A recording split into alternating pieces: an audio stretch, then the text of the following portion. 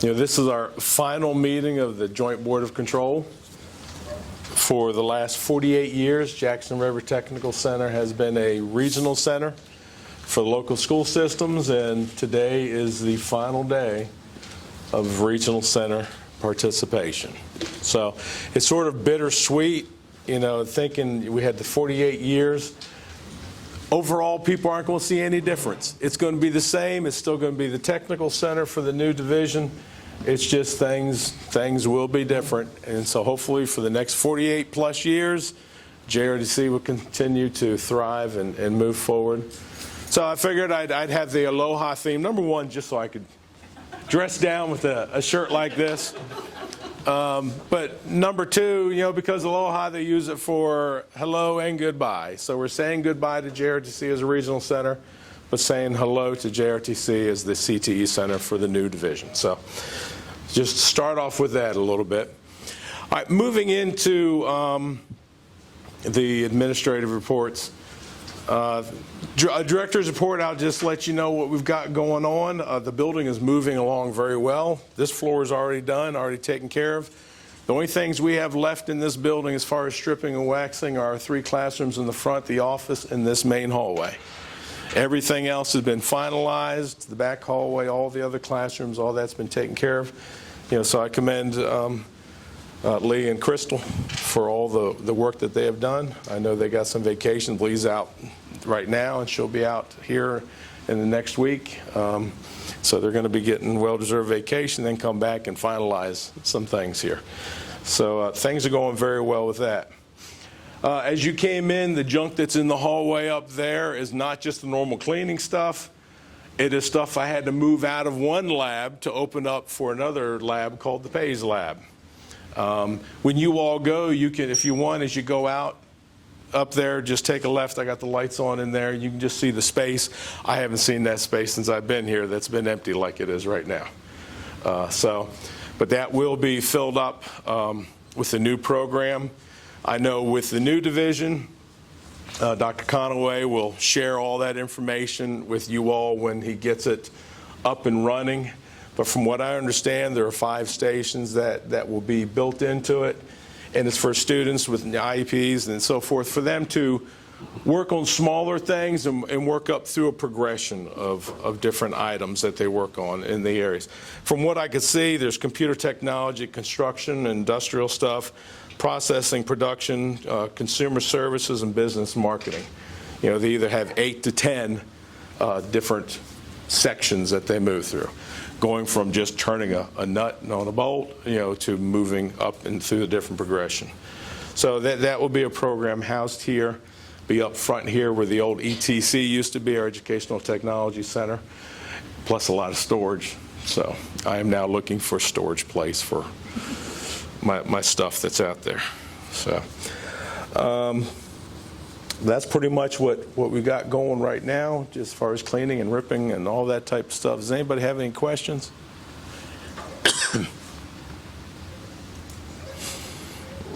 All right, thank you.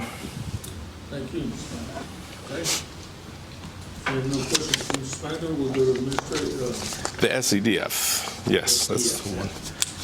I sent it to you in the email, and then also there's a copy for you here just to quickly look through. I figured since I was able to get the MSC done for the SEDF report to come out, I figured it's only fitting that we present one more time to our joint board.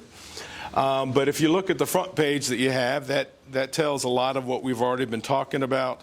The number of classes and the hours, none of that changed. But to the right-hand side where it talks about total enrollment, as you can see the 2 years prior and then what this past year has been. We've been talking all year long how we're down, how COVID had done a number on us with that stuff, but we had 16% loss in students this year. And as I mentioned a couple weeks ago, it looks like we're looking good for our younger classes to build back up and gradually get us back to where we need to be. And dual enrollment, same thing. When you have a smaller number of seniors, you have less number of dual enrollment. So that went down a little bit too, because some of our courses didn't even do the dual enrollment because they didn't have the interest. They only had a couple kids in it, and they weren't interested. So that's page 1. Page 2 talks about the work-based learning. That always works through the home schools. So any kids we have here that may have been doing anything in the work-based learning, they were tied into either Alleghany or Covington with their reports. The next 2 pages I didn't include in this because there's no sense in wasting the paper because they were blank. But the data abnormalities report, there were no abnormalities. And the threshold report, there was no threshold issue as far as having too many students in the class. So I did email that complete document to you, but I didn't waste the paper on that one. The next 2 pages, page 5 and 6, are the female non-traditional information. So you can see all the classes that are male-dominated, that the females in them are non-traditional. And you can see the numbers that we did have in those classes. Like we said before, the very bottom of page 5 and then page 6 shows the culinary arts. You know, culinary arts alone was 45.7%, you know, non-traditional because we normally have that. But when you added all of them together, the non-traditional for the female was 13.65%.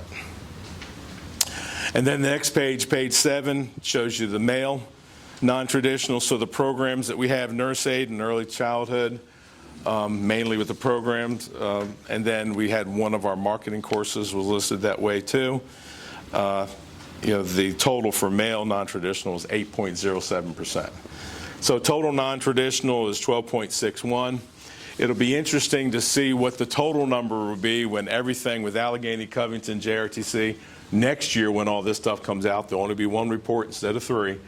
It'll be interesting to see what the percentage is when it's all combined together, because it does go with the high school and the middle school CTE. So, and then the last couple pages there, the 8 and 9, just give you the breakdown totally of the classes we had, the number of students that were in them. You can see where the dual enrollment was. We had 12 in nurse aid, and we had 3 of them in welding. So, does anybody have any questions on the SEDF report? And the state had 30-some% they want us to be. Yeah, I don't fully remember now which one it is, but it's like around 31%, which, you know, we have, when it was lower, when in the 20s, we did make it one time, but no, it's a rarity, just because we don't offer the courses that are high in that ability to get that. And we want students in the classes they want. I think the highest trade and industrial on there, we had 5 females in automotive. Other than that, we've had 1, maybe 2 in the other programs with our trade and industrial. Any other questions? From my understanding, the policy D, the fiscal management, and the policy K, school and community relations, were approved by both boards, and we'll just put the approval rubber stamp on this because I know tomorrow is when the official one's going to come out with the new board, which I'm very happy to say that 5 of the 7 board members in here right now will be sitting on that new Alleghany Highlands School Board. But yeah, if we can just give the JRTC approval for those 2 policy sections. Okay. Anybody any questions on it? So we need a motion to approve the policy updates. I move we'll approve section D and section K. Second. Second by Marie. All in favor? Aye. Okay, any opposed? All right, so passed. The finance resolution. Can you read that, please? Yes, sir. During its called final meeting on June 30th, 2022, the Joint Board of Control for Jackson River Technical Center took the following action. On the motion of blank, seconded by blank, that the following resolution be adopted. Whereas Alleghany County School Board, City of Covington School Board, and the Joint Board of Control for Jackson River Technical Center have agreed to consolidate their school divisions into a single division known as Alleghany Highlands Public Schools. And whereas the Joint Board of Control for Jackson River Technical Center will cease to exist on June 30th, 2022. Whereas the Joint Board of Control for Jackson River Technical Center expects to incur expenses up to and through June 30th, 2022 and receive bills invoices and/or statements for those expenses after January 30th, 2022. Whereas the Joint Board of Control for Jackson River Technical Center considered it prudent to make arrangements for payment of the aforementioned expenses, and whereas the Joint Board of Control for Jackson River Technical Center expects to receive revenues earned through June 30th, 2022 after June 30th, 2022.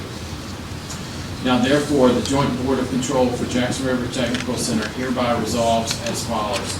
On or before the Joint Board's last meeting, the Director shall present an estimate based on his review of the Joint Board's financial records of the invoices and obligations he expects the Joint Board to receive after June 30th, 2022 for expenses incurred in fiscal year 2022. 2, on or before the Joint Board's last meeting, the Director shall present an estimate based on his review of the Joint Board's financial records of the receipts he expected the Joint Board to receive after June 30th, 2022 for revenues earned in fiscal year 2022. 3, the Joint School Board hereby authorizes Director Glenn Spangler and Clerk Melody B. Weiss to approve and authorize payment of invoices and obligations for fiscal year 2022 that are received after June 30th, 2022. 4, upon payment of all outstanding obligations and receipts of all outstanding revenues, the Director of Jackson River Technical Center is authorized to dispose of any remaining fund balances in the Joint Board accounts in accordance with the consolidation agreement and close the Joint Board accounts. Okay. Anybody got any questions for the resolution? We need a motion to approve the resolution as read. So moved. Tom from the maker, got a second? Second. Okay, Phil's on second. All in favor, signify by saying aye. Aye. Any opposed? Resolution is passed. And I will tell you, as part of that resolution, we said that we would give you an estimate. I'm thinking we still have somewhere maybe around, I think at the most around $11,000 that's out. We have a couple utility bills still. We had a repair on our fire alarm system that the technician, how much it is now, or I don't know, but I know he was here quite a few hours on a couple different occasions. And we had a repair on automotive bay doors. So I'm thinking somewhere in the neighborhood of 11,000 is what we still have out there that we'll need to pay out of the account. So we're pretty good. For the most part, I think we paid almost everything except for those few things that are hanging out there. And as far as revenue, at the beginning of the week, I was thinking, boy, we're going to have a lot of revenue coming in, but it came in. We put in for the VPSA money for computers because we bought a lot of computers this year to update our labs and get that done. So that came in a couple days ago, and the other occupational money came in. So I can't think of anything else to come in currently except the money, the $13,000 stuff, but that doesn't have to be finalized till November. So that would be a new board thing for the CARES Act money that was spent. That login and everything was through the county system. It wasn't tied into the JRTC one, so I do have a login for it. I just need to get it and log that stuff in now. So that's the range that we're looking at that we need to take care of before we finalize the joint board account. I can't think of anything else that's out there. As far as I know, our credit card there shouldn't be anything left on it. Pretty sure all that stuff is taken care of. Okay. Thank you, sir. Next is 22.67, the audit report. Yes, we were pushing to try to get this done, and I definitely wanted it so you all could at least see it, and we could go over it for our final meeting here. This is 2 years worth of audits that are tied into the one. We do an audit for our joint board account, and we do an audit for our internal account. So that's why you see those two different copies that are there. It's a lot of numbers. I sent it to you yesterday if you had the interest in looking and stuff. But it's basically just all the numbers of all the money that went through. The key things to look at are the last 2 pages. For the larger one, the joint board account, page 17, And this is the last year that we'll be seeing this statement written because, when we do the audits in the future for the new board, now I guess we have one more. The audit next year we'll do for JRTC still. And then fiscal year 23, it'll be one audit for the new Alleghany Highlands School Board. But there on page 17, we always get this. It says, there is a matter involving the internal control structure and its operations, however, which have been mentioned in previous periods. It is as follows. Through observation and discussion with management in the center, it is highly dependent on the clerk for the accounting function. Control is maintained by requiring approval from the director as well as multiple signatures on checks. While it would be preferable that the clerk's duties be segregated among 2 or more employees, the limited size of the organization renders this impracticable. So Ms. Weiss is the only person in that position. We don't have multiple people in our office to be able to do that. So that is always a statement that's in there. But we do have the checks and balances of several signatures that have to be done. So that's on both of these audits. It says the same thing. And then both the audits on the very final page say the same thing, that the results of our test disclose no instances of noncompliance that are required to be reported herein under government auditing standards. So they didn't find any irregularities. And I know Ms. Weiss is always happy to see that there are no mistakes, no irregularities with that stuff. So that's the main points, to pull out of it. Those are the last 2 pages for both those audits that, things look good and everything is well as far as they can tell. Does anybody have any questions? Okay, that brings us to the adjournment. But, again, I'm kind of like you, Spangler. This thing's like bittersweet for me too, because we've been on the board. I guess I've been on this board ever since I got on the Alleghany board. And JRTC has a special place in my heart. Because I truly believe that not all kids are going to go to college. But we need to train these kids for a job. And we hope the job is here, in this county, and in this city. And also, it is awesome that we now have a joint school system. Awesome. I mean, I know not everybody in the whole world is going to agree with me, but I'm telling you, a lot of people did a lot of work, a ton of work. I mean, administrators, Ms. Spangler, superintendents, staff, Melody's put up with me, come right there to meet me, pay the bills and write the checks and stuff. You guys just done a heck of a job.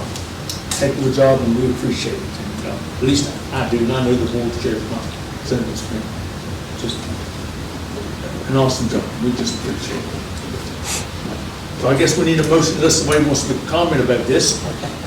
You did a fine job. We need a motion for adjournment. So moved. All right, Jake? Thank you, Mike.